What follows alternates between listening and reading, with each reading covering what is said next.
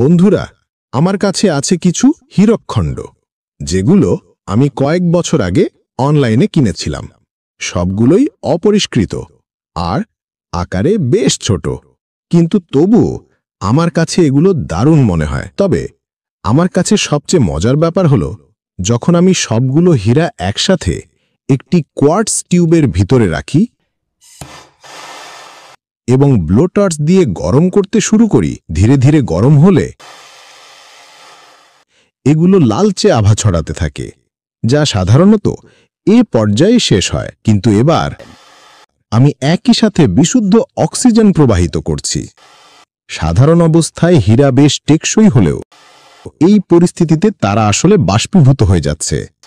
সবগুলো হীরা carbon die oxide গ্যাসে পরিণত হচ্ছে, আর প্রায় 40 মিনিট পর আমার সব হীরাই পুরোপুরি উধাও হয়ে গেল।